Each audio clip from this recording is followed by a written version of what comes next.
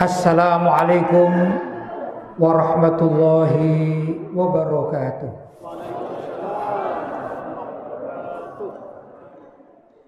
Alhamdulillah, wassalatu wassalamu ala rasulillah Sayyidina Muhammad ibn Abdillah wa ala alihi wa sahbihi wa man wala wala hawla wala quwata illa billah, amma ba'd.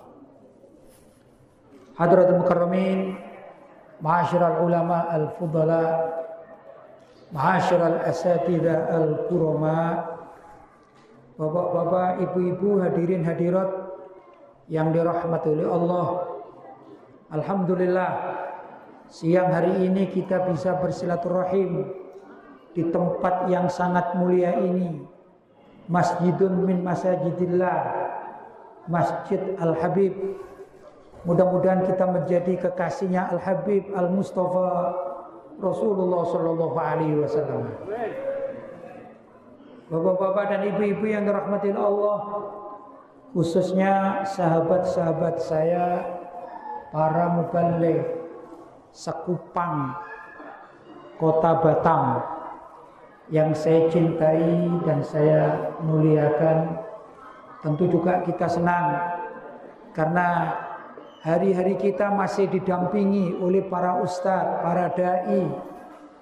Hal itu menyebabkan kita tetap optimis. Mudah-mudahan kehidupan kita berkat didampingi para ustadz, para dai, kita tetap berada ala siratil mustaqim, di jalan yang lurus untuk menghadap Allah Subhanahu wa ta'ala. Senang rasanya kalau ketemu sahabat-sahabat para dai ini, senang rasanya. Karena materi tidak perlu banyak. Belum saya sampaikan materi, kita bicara Isra Mi'raj, mereka sudah paham. Alhamdulillah. Jadi saya pemicu aja ini. Pemicu saya datang, ada Isra Mi'raj. Alhamdulillah. Tapi bagi saya ini suatu hal yang istimewa. Ini bulan Sya'ban mengadakan Isra Mi'raj. Berarti ini ada tamtid. Nah, itu pemekaran bulan Rajab. Pemekaran bulan Rajab. Itulah Indonesia. Itulah Indonesia. Di mana-mana ini namanya Isra Mi'raj, ya bulan Rajab. Tanggal 27 Rajab. Tapi alhamdulillah ini berkat pemahaman ilmu para dai, maka tetap mengadakan Isra Mi'raj pada bulan Sya'ban, bahkan sekarang ini nisfu Sya'ban. Mestinya sekarang pembahasan nisfu Sya'ban ini, tapi Isra Mi'raj. Dosa enggak sih? Siapa bilang dosa? Ini ilmu. Ada dosa. Ini belajar betul. Ilmu itu enggak ada kaitannya dengan hari-hari apa, tapi ilmu itu seumur hidup kita wajib mencari ilmu. Betul. Itu satu yang saya sangat bahagia. Yang kedua juga tadi diterangkan bahwa komunitas, saya tidak tahu singkatannya itu apa, komunitas para dai Sekupang atau juga PMB, Persatuan Mubaligh Batam, itu memanfaatkan masjid-masjid, mungkin juga musola-musola ya, bila perlu begitu. Ini sangat luar biasa. Apalagi peringatan Isra dan Mi'raj. Ini termasuk kita sedang Isra kita ini. Gimana Isra itu? Subhanalladzi asra bi 'abdihi lailan minal masjidil harami ilal masjidil aqsa, dari Masjid Al-Haram menuju Masjid Al-Aqsa. Jadi rekreasi kita ini dari masjid ke masjid, seperti zaman Nabi sedang Isra Mi'raj. Tapi tepatnya kita sedang berisra dari masjid menuju masjid. Begitu Bu ya. Mendengar apalagi sekarang sudah dekat Ramadan gitu ya. Itu ada sebagian kita ini rekreasinya dari mall ke mall gitu. Alasannya apa? Iya, nanti kita di bulan Ramadan kita keluarkan zakat mal. Mumpung belum Ramadan kita keluarkan zakat mall gitu. Zakat apa? Mall katanya. Dari mall ke mall. Nah kalau kita masih dari masjid ke masjid kan sangat syukur kepada Allah Subhanahu wa ta'ala. Ini saya sangat bahagia mendengarkan, walaupun baru pertama kali atau jumpa pertama kali dengan komunitas bapak-bapak dan ibu-ibu, rasanya sudah lama saya di sini ingin ikut hidup bersama-sama. Karena apa? Sama rekreasi saya juga dari masjid ke masjid. Pengajian-pengajian dari masjid ke masjid. Nasibnya sama karena nasibnya sama. Jadi perasaan hati juga sama. Nah, mudah-mudahan ini jadi ikatan silaturahmi yang sangat baik. Allahumma amin. Demikian juga saya senang sekali tadi disampaikan bahwa kepentingan PMB itu adalah apa? Apa istilahnya tadi ya? Bareng sama umat apa istilahnya? Selalu bersama umat. Selalu bersama umat. Begini, Pak Ketua, ini ketua siapa ini ya? Ya ketua masjid iya, ketua PMB iya, ketua apa saja iya, pokoknya Pak Ketua, bahkan ketua rumah tangga. Bapak-bapak ini ketua rumah tangga ini. Saya tadi tanya, ini kelompok mana? Maksudnya anak kecil-kecil ini, saya kira ada TPG itu apa gitu. Oh ini anak yatim santunan, alhamdulillah luar biasa.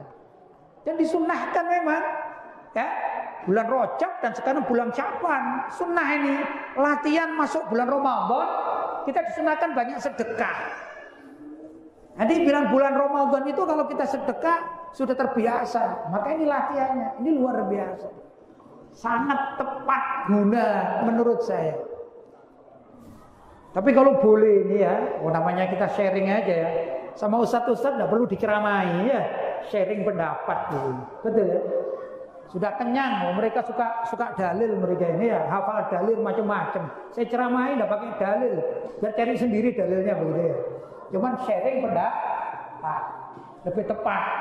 Mungkin kalau dalil-dalil itu di masyarakat awam kan gitu. Begini Pak, kita ini perlu bersama umat, maksudnya mendampingi umat zaman sekarang, zaman digital. Umat itu tambah bingung Pak. Karena para muhadits yang sudah wafat ratusan tahun yang lampau sekarang hidup lagi. Para muhadits itu hidup lagi. Cuman masalahnya yang menyampaikan lewat medsos, sehingga kadang-kadang kita bingung, Pak. Ada nama Imam Bukhari, ada namanya Imam Muslim, ada namanya Imam Tirmidzi, Imam Ibnu Majah. Itu kalau zaman dahulu kala ulama-ulama kita sekelas Imam Suyuti misalnya, itu sudah tidak mempermasalahkan lagi itu, Pak. Apa yang disampaikan oleh imam-imam muhadits itu diterima. Dan imam-imam itu tidak mungkin menulis hadis maudhu, tidak mungkin. Coba imam siapa? Ada namanya Imam Ibnu Majah, ada kitabnya. Itu Imam Daruqutni ada kitabnya. Itu imam-imam luar biasa, bukan imam kaleng-kaleng gitu, Pak. Bukan ustadz kaleng-kaleng. Betul? Sekarang ini luar biasa. Bermunculan pengamat-pengamat hadis, sehingga kadang-kadang riwayat hadis yang diriwayatkan oleh imam-imam seperti Imam Ibnu Majah kemudian dikoreksi, Pak. Dulu imamnya itu menulis dalam kitabnya ya, Sunan Ibnu Majah, diterima oleh ulama-ulama yang setelahnya, tapi tetap ulama salah. Sekarang sudah dikatakan ini hadisnya palsu. Saya contohkan satu aja. Sekarang kan bulan Sya'ban, kan ada namanya nisfu Sya'ban, kan begitu ya?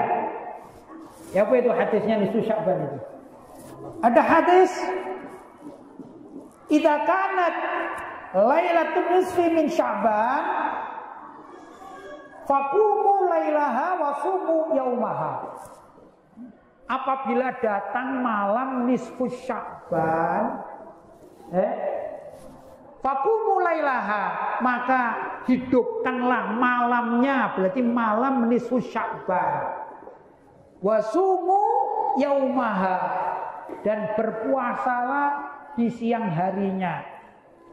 Kalau hitung-hitungan saya ini, ya karena kita ini kadang-kadang kalendernya juga berbeda, kadang-kadang ini susah ya.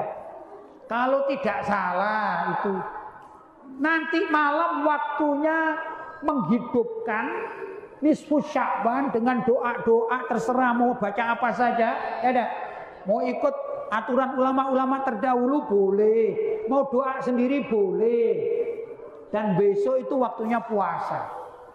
Puasa nisfu Sya'ban. Itu kalau tidak salah hitungan saya begitu. Ya.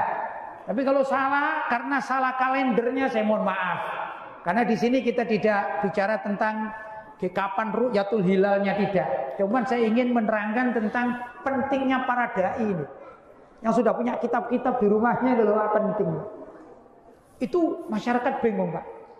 Jangankan masyarakat umum ini, mohon maaf. Semalam saya di WhatsApp sama istri saya yang ada di rumah di Malang. Ditanya saya, Abi, kapan waktunya puasa nisfu Sya'ban? Saya terangkan, ya insya Allah besok lah kita mulai. Besok baca doa. Terus saya ditanya, ada dalilnya ada Abi? Pada selama ini tidak pernah tanya dalil istri saya itu, Pak. Loh, kenapa kok tanya dalil segala? Gak percaya ya sama suamimu? Enggak, saya dapat WhatsApp. Ini ada teman katanya gini, puasa nisfu Sya'ban itu haram karena nggak ada dalilnya maudhu. Katanya begitu. Saya bilang lah, tahun kemarin kamu puasa gitu. Iya, makanya saya kepingin tahu dalilnya. Ibu rumah tangga sekarang kepingin tahu dalilnya ya, Pak. Luar biasa ya. Itulah dunia medsos. Saya cari ini hadis ini. Ya, ada takhrijnya. Insya Allah kalau para ustadz ngerti takhrijnya gimana takhrijnya. Ternyata hadis ini hadis dhaif riwayat Imam Ibnu Majah, ya. Tapi boleh diamalkan, yukmal anhu, boleh diamalkan karena termasuk min fadhailil a'mal. Begitu. Saya harus menerangkan kepada istri yang biasanya nggak pernah diterangkan ini ya. Diajak puasa gitu aja. Saya sampai menerangkan kepada istri. Kamu mau jawab tak? Iya, Bi, kamu jawab. Gini ya, hadis itu dibagi beberapa. Satu namanya hadis sahih. Contohnya hadisnya Imam Bukhari dan Muslim. Nah, itu hadis sahih. Wajib diterima oleh umat. Bukan diamalkan, wajib diterima oleh umat Islam. Begitu menurut musolal hadisnya, kan begitu. Kalau saya, ini keterangan saya kepada bapak-bapak ibu-ibu di sini. Mungkin saya nilai hadisnya itu yang sahih. Kalau sekolah itu diberi nilai 100. Benar berarti ya? Benar semua. Betul ya? 100. Kalau ada pertanyaan 10 benar semua, berapa nilai ya? 100. Yang kedua ada hadis hasan. Hadis hasan itu nilainya saya anggap 75 lah. Tidak sampai 100. Hadisnya bagus namanya hasan. Kalau kita teliti, hampir semua amalan fikih menurut para ulama mu'dhamuha yustadallu bi haditsil hasan.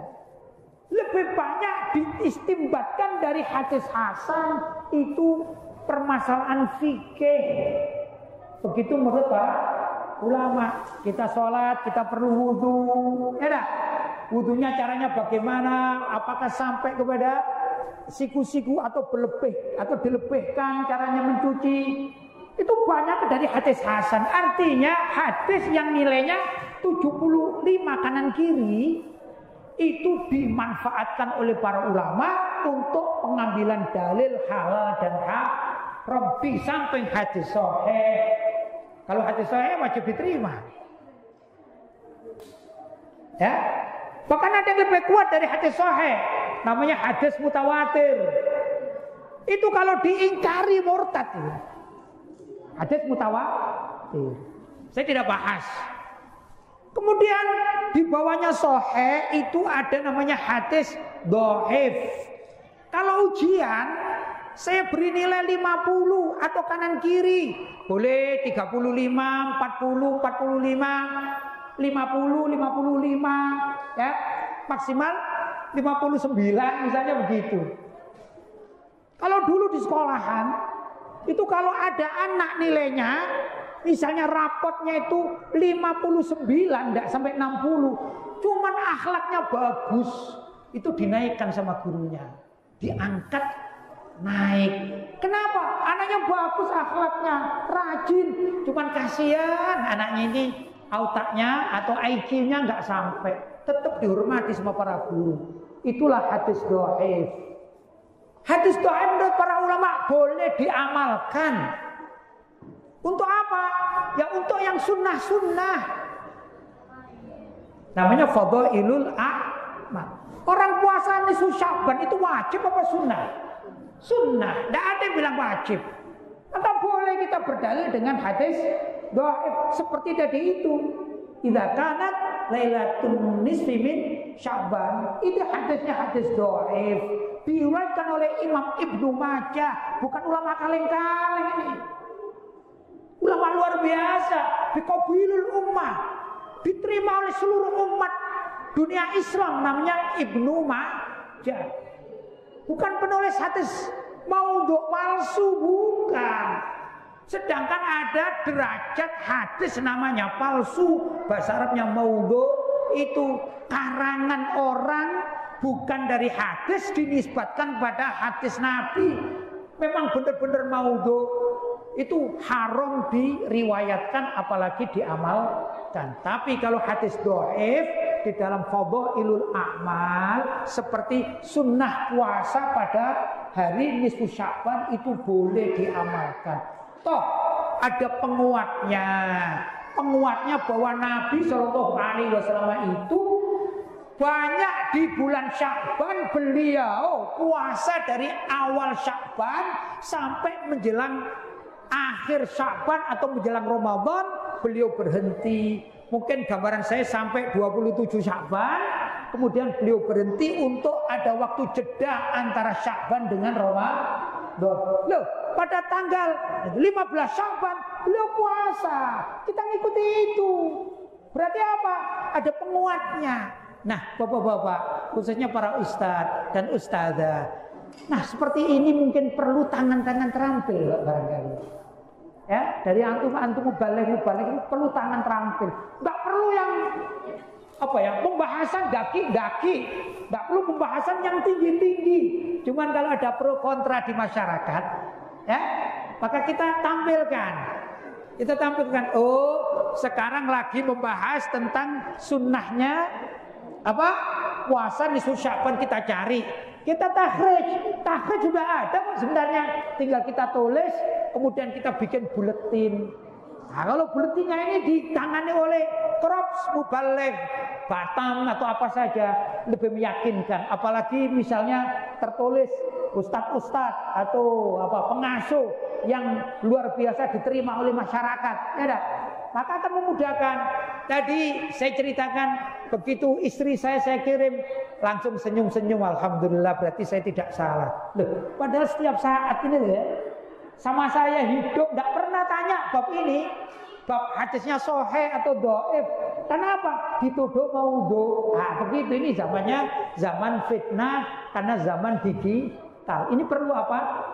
Perlu keterampilan para mubaligh untuk menerangkan kepada umat. Jadi bersama umat itu tidak sekedar santunan yatim piatu, itu sangat bagus. Yatim piatu sangat bagus. Tapi setelah kita santuni mereka dewasa, salah melangkah, salah pergaulan dalam dunia maya, bisa hangus mereka yang ilmunya. Ya, runyang bisa-bisa ya. Yang akhirnya kita sekarang mengatakan, kita santunan yatim piatu. Pada apa ini? Pada bulan Rajab. Kan begitu ya. Yatim piatu kita santuni. Dan kita peringatan Isra Mi'raj.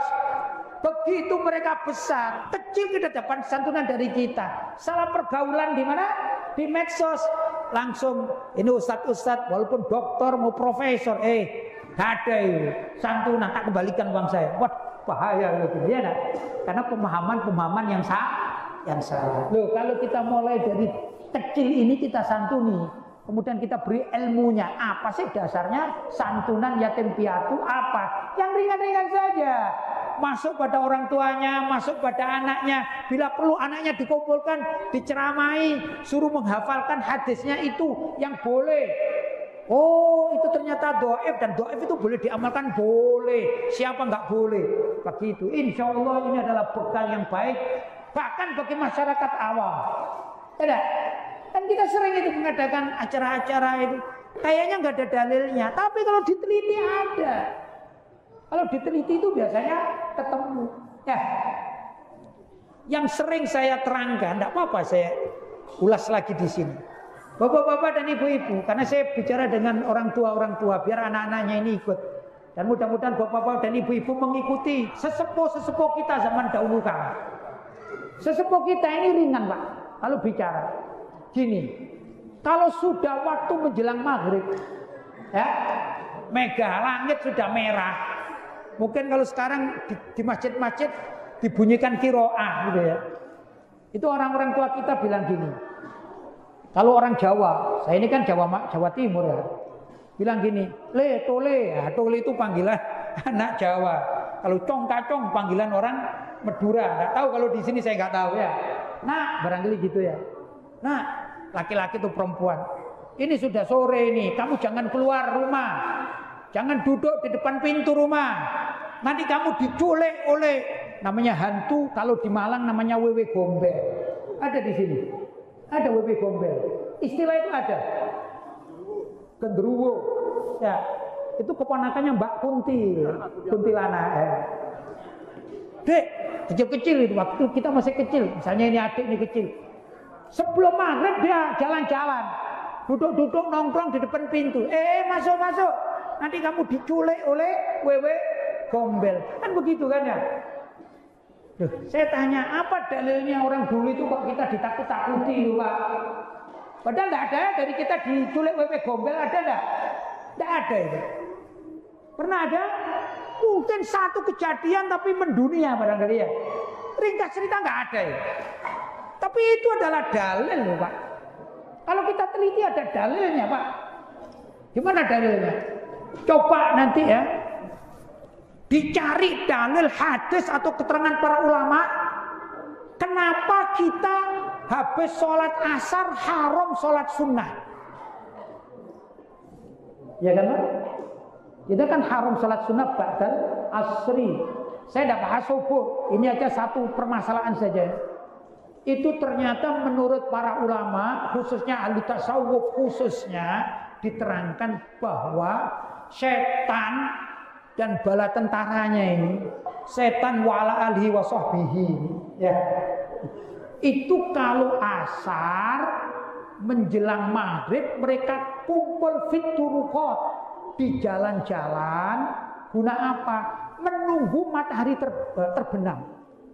Waktu matahari terbenam masuk gini, mereka pada sujud, sujud beribadah menyembah matahari. Maka Nabi perintahkan jangan ikuti setan ya. Jangan.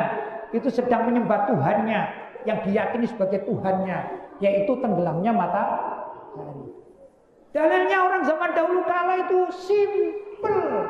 Hadisnya cuma man tasyabbaha biqaumin fahuwa minhum. Siapa orang yang menyerupai suatu kaum, maka dia termasuk di dalamnya. Jangan menyerupai kaum namanya kaum setan.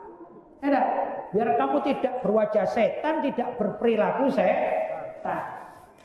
Begitu, Pak. Ya, akhirnya kita takut keluar menjelang maghrib di rumah saja. Itu orang tua kita tidak pakai dalil. Masuk. Nanti digondol setan loh ya. Kan gitu. Ternyata kalau dicari ketemu, Pak. Itulah sebab mengapa sholat ba'diyatal asri haram, tidak ada, tidak boleh. Ini fikih dan itu nyata, dan para ustadz juga paham, ya kan? Luar biasa orang tua zaman dahulu kala.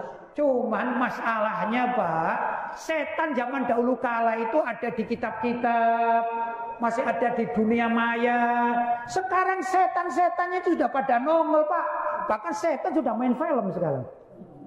Itu di YouTube itu ya bisa berinteraksi dengan jin, dengan setan kan begitu. Dan setannya juga bisa masuk kantor loh, Pak, korupsi. Bisa masuk kantor.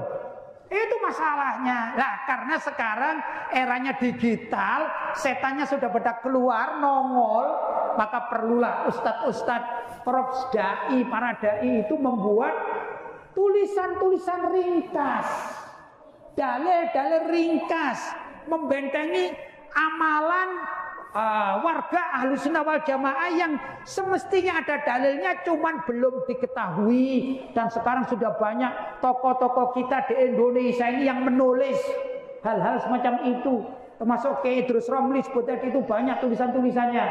Ala kulli hal saya juga sering menulis, dan di YouTube juga banyak keterangannya kenapa kita kok tidak boleh sholat ba'dal asar, alasannya apa, ketemu. Oh itu cuman dianalogkan, oh itu termasuk larangan kita dulu, orang tua kita melarang kita keluar dari rumah atau di luar rumah agar kita tidak di jalan-jalan, kan begitu ya. Dan masih banyak hal-hal yang penting. Jadi harapan saya ini para mubaligh yang kumpul itu bukan sekedar bikin pengajian di masjid-masjid, itu sudah bagus. Tapi ayo bikin gerakan lain, Pak. Gerakan apa? Pemahaman dasar-dasar amalia warga Ahlussunnah wal Jamaah. Insya Allah sangat bermanfaat. Syukur-syukur ada buletin yang disebarkan di tempat-tempat yang sangat bermanfaat. Kadang-kadang kita ini kalah sama anak-anak muda dan juga kalah sama ini owner-ownernya kehidupan dunia, punya market atau Maret, misalnya Alfamaret, Indomaret, rajin pakai promo, Pak. Bahkan kita sudah hafal setiap hari ke Indomaret itu masih dikasih selebaran promo kertas Indomaret. Kenapa sih kita mubalek kok enggak begitu? Itu akhirat perlu dipromosikan. Loh, wong neraka itu dipromosikan. Hadirilah dangdut koplo misalnya. Wah, itu ada marketnya. Wadah dihadiri oleh pendangdut ibu kota misalnya. Itu urusan neraka, Pak. Masa kita ini masjid gak dimarketkan? Kan rugi. Dan kita perhitungan kita jangan dengan manusia.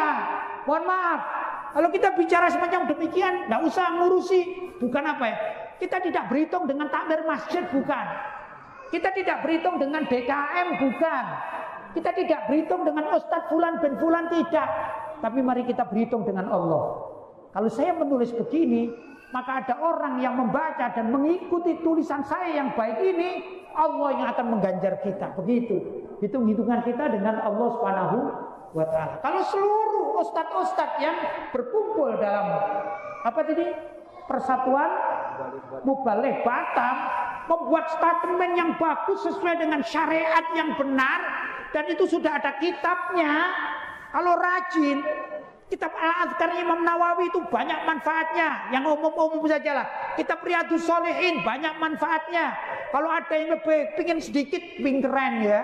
Wong dai itu pingin keren ya tidak apa-apa lah. Pakai Sahih Bukhari, Sahih Muslim. Tapi yang terkena dengan amalan-amalan warga Ahlussunnah wal Jamaah. 1 hadis, 2 hadis dalam sehari disebarkan. Kalau misalnya ada perkumpulan, apalagi kalau pemkotnya ini pemkot yang baik mendukung, minta aja 1 rem, Pak, tidak mahal kok. 1 rem dicetak jadi buletin, tidak mahal. Kalau tidak bisa sehari sekali ya, setiap hari Jumat keliling dengan dalil-dalil yang ringan-ringan, yang Ahlussunnah wal Jamaahnya kuat, insya Allah banyak manfaatnya. Sehingga misalnya besok ada yang puasa, pakai puasa nisfu Sya'ban. Dalilnya yang saya sebutkan tadi itu. Iya, saya kemarin ngaji ada dalilnya. Udahlah, saya mau puasa. Itu saya dapat pahala kan? Saya pulang ke Malang dapat pahala kan? Demikian juga ustadz-ustadz begitu cara berhitung. Kalau saya menulis dan saya minta kepada Pemkot misalnya 1 rem saja. Berapa jumlah 1 rem itu kalau untuk buletin? Sepot dapat 1000 ya, 1000 lembar. Kalau dibagikan ke musola-musola dibaca, terus ada yang mengamalkan, berapa banyak pahala yang akan kita terima. Itu namanya berhitung dengan Allah Subhanahu wa ta'ala. Tapi kalau berhitung dengan sesama manusia, kadang-kadang Bukan menyindir ini ya. Kadang-kadang bagian bendahara, uangnya tinggal sedikit loh ya. Kan gitu kadang, uangnya nggak cukup. Oh, kalau nggak cukup minta orang kaya aja. Kita nego, Pak. Nggak usah dirasani orang kaya, nggak usah dibully, kita datangi, Pak. Sanggup berapa ring sampean, Pak? Begitu. Dengan cara-cara yang bagus. Ini loh, kalau sampean mengeluarkan uang senilai 1 ring, berarti sampean dapat pahala. Kalau di masjid ini ada yang puasa karena tulisan ini, maka sampean Pak kaya dapat pahala, saya yang menulis dapat pahala. Ini adik-adik bahkan nyebarkan juga dapat pahala. Itulah berhitung dengan Allah Subhanahu wa taala ya. Jadi saya mengajak, saya senang sekali hari ini bisa berkumpul dengan para ustadz, para ustadzah, para dai, ya juga para ulama, para kiai yang ada di sini ya. Saya hanya sekedar pemicu, mudah-mudahan kedatangan saya untuk sekedar memberikan motivasi, dan motivasi ini mudah-mudahan direspon dengan baik. Insya Allah maka kita akan sama-sama kelak menghadap Allah dengan sama-sama bekal kesadaran, bekal ilmu yang manfaat untuk umat. Itulah yang namanya PMB, selalu bersama umat. Barangkali itu prolog dari saya, mudah-mudahan ada manfaatnya. Ada ma'akulu lakum, wassalamualaikum warahmatullahi wabarakatuh.